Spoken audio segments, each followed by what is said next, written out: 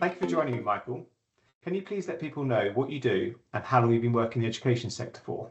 Hi, I'm Michael Ross, Chief Executive of Hub South West Scotland. Hub South West is a public-private partnership bringing together the private sector and local authorities to deliver community infrastructure. And I've been involved in the education sector for just a little over 2 decades now, James. And in terms of Hub Southwest, can you give the audience a scale of the amount of projects you've done, sort of what you do, and a little bit more information about the hub, please? Yeah, so Hub South West is part of a wider hub programme. So Scotland was effectively taken and split into 5 regions. I represent Hub South West, and we were formed to enable the public sector shareholders, being the local authorities, the blue lights, the health boards, a mechanism to procure public sector services in a more effective way. Over the past decade, we've now successfully delivered close on. We're almost about to tip the £1 billion mark, James, in projects delivered, which is really exciting for the team.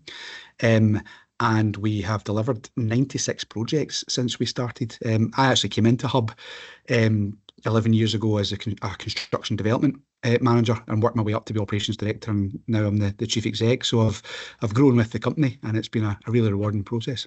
Thank you. We'll come on to some education projects in a second, but I just want to sort of start with a question around sort of standardised design and kind of lessons learned from that, and what you think sort of the takeaways are for the education sector on that. Yeah, definitely. It's a massive discussion topic. I spend a lot of my life dealing with local authorities who are under pressure just now, really, really tight budgets. We've got a massive sustainability requirement going on. I've built a lot of schools across the nation, up and down the road from England as well, in my early days prior to my Hub duties. And even with the frame of reference I have with building a lot of local authority affordable housing, James, we're about to hand over 1,000 unit. So we've been well drilled on standardisation and how that can make things efficient. We already do it as an industry with technology through BIM. We already standardise our schools. The M&E kit that we put into schools is already effectively standardised. We went through with one of our authorities in South Ayrshire, for example. We built 8 schools nose to tail. It was the same kit we were putting in to gain that efficiencies, and that was multifaceted, the efficiencies that came from that. I do act with caution, however, that standardised school design. I've built a lot of schools with the BSF programme prior to my Hub days, where I worked for the investment arm of a large company based in the UK. We still need civic presence. When we look back on what we do in 10, 15 years, we still need the assets, the community facilities to represent the community. And that differs, even in my patch. Dumfries is different to Ayrshire, different to Lanarkshire. So in terms of creating a standardised look of a school, I have to admit, I don't know if that's the right decision. But I do agree with the standardisation of the costly bits of how you make a school, the actual building of it, the structure, the frame, the very, very complex mechanical equipment that we now put in schools. Actually, I ran a antidote. I had built a health centre exactly 10 years ago. And what we're now putting into, we just did our last school, Passive House, Montgomery Park for North Ayrshire. The kit that we're putting in that school now, compared to what we've been putting in a health centre 10 years ago, is like the Starship Enterprise compared to what we used to do. The complexities of that is where the standardisation gain will be, I believe, James. And sort of one of the key things that's come up in recent conversations, and I think is sort of really important, well, across the UK, but really comes through strong in Scotland, is collaboration. So sort of how do you think we can get better in sort of bringing the public sector together to collaborate on the development of sort of school design? That's a brilliant question, James. And the Hub programme has a really unique DNA, which isn't represented or reflected elsewhere. We're owned by the local authorities, the RSLs in my case as well, the blue lights being Police Scotland, Fire Brigade, etc., and the health boards. So we've got a very unique DNA that enables public sector collaboration. We're doing it really well on decarbonisation. In Lanarkshire, for example, we're actually gaining efficiencies by doing a decarbonisation net zero route mapping exercise, and we're doing it ×3 local authority and a health board to actually gain efficiencies there. In terms of getting efficiencies in relation to the school design, it goes back to the earlier comment that you have to be relative to the landscape you're working within, both in terms of society and what you're trying to achieve at the school estate. But we have a territory partnering board that acts very, very well to share lessons learned. And indeed, having now delivered in excess of £680 million worth of education, and doing my sums ahead of today, we're involved in £946 million worth of education projects. So we've delivered 680. We're on site with a huge proportion. We've got a lot in development. So we're close on coming to the billion in the not 2 million point of that.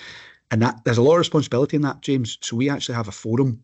We've ran it for over a decade now. It used to be the Quality Forum, but we've turned it into the Quality Design and Technical Forum, where we get all the contractors, all the design teams, ask the participants along, and we talk in graphic detail about the good things and the bad things and lessons learned and sharing of information.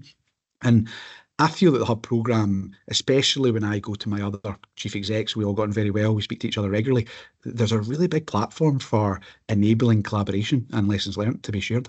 So how is the current economic landscape impacting on delivering the education estate, in your opinion? It's quite difficult, James. We went through, for the last 10 years, being very big in education, turning over a couple of £100 million a year, potentially at times, doing lots of built environment output in relation to education. We did a huge amount of the early years projects as well. I think we've actually delivered now over 50 education projects in the last decade, and that's just Hub South West. In short, when we were doing the DBFM, Design, Build, Finance, Maintain, which is a PPP styled model, we were able to be doing a lot more. We were working with local authorities and we were putting a lot of efficiencies in that. We were going to market with large estates that could be programmed and tendered as such and gain efficiencies. We also do a huge amount with the local SME supply chain to get them ready for what's coming up, skill them, etc. But to answer your question, James, the local authorities are really struggling with their budgets just now. Scotland's economic landscape is tough. Perhaps not for this discussion, but it is all quite political, the way it's going. My deep concern is keeping the people busy enough. We already have a big problem in this industry with the amount of retirees that are going to be happening over the next 5 years. I actually sat down with all the structure charts for all my people I work with, my partners, and there's a lot of really good men and women leaving this industry, even just through natural occurrence. If you overlap the fact that in 2007, after the recession, a lot of people chose to leave the industry, there's a declining skills element there, James. So you must look at the built environment alongside the people that can do it for you. You can't just look at the built environment pipeline and not realise that the actual people need fed to invest in their apprenticeship programmes, to invest in their modern methods construction. So right now, it's quite public to see the amount of people that have been affected by the pipeline diminishing, overlap what's going on in the health sector, etc. My tier one contractors involved in that as well. We are just really trying to work very closely with our participants to try and make their value for money go further and really tell our partners what's coming down the track so they can plan and look at the same. But in terms of output, we are not as big as we used to be, James. Now, you mentioned that you've had a number of projects and the value of them is huge, but I'm kind of interested to get your opinion in terms of which of those projects you're most proud of and why, if you can sort of pick out the top one or two in your opinion. Oh. Yeah, I'm going to keep to education because we did a fantastic regeneration housing scheme for South Lanarkshire, East Whitleyburn, which was fantastic. I have to answer that honestly. I still can't get over it. I had the opportunity in this job role to do my old school, Mar College in Troon, and you don't get those opportunities that often. So I was really lucky to be able to lead on that project through development and into construction delivery. But in actual fact, when you look at that, that was criteria 7-8 years ago, and that was a retrofit of a big 200-year-old school, remodel and a new build. And we won actually the first award when the Learning Places was its first year. We gained Project of the Year for that. I think that's where the industry's going, James. I think we're going to have to start looking at our estate. We did Air Grammar, which we won an award for 2 years ago, but we are going to have to start playing with what we've got. And remodelling of facilities is something that we're quite specialised in from there. So yeah, I think old school Mar College seems to come to the top of just a project that sticks in my mind as being quite a positive experience. It was our first go at doing a proper big refurbishment, and it spelled the way for a lot of work that we did thereafter. My next question is around the key theme for Learning Places Scotland this year, which actually is maximising opportunities across the learning estate. So you've covered it a little bit there, but can you, I guess, let the audience know why this is an important topic for Scotland's learning estate, and I guess why it's been chosen for this year's theme? Yeah, I think people have to come together just now, James. I'm a real big fan of this forum.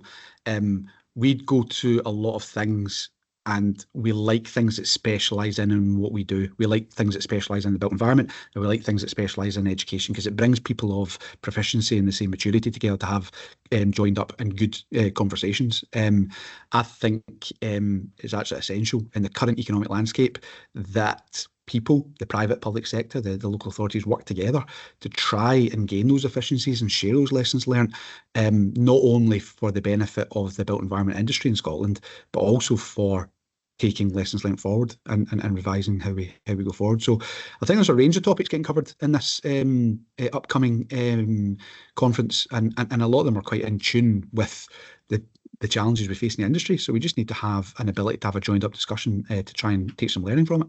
Now, a question I've asked every single person I've had these conversations with, and it lets the audience know a little bit about you that they might not already know. Can you share something about yourself that people watching this might not know about you? I'm really passionate about the skill sector. I'm a non-executive director at my local college, Ayrshire College. I do a huge amount of work with the Ayrshire Chamber of Commerce. We also have teams that work across our division doing the same. But I've got a real draw to the skills world, James. I think the fantastic work we do, aligning the built environment industry to the skills requirements that are actually required of people, young people, and people that are actually coming into the industry from different sectors.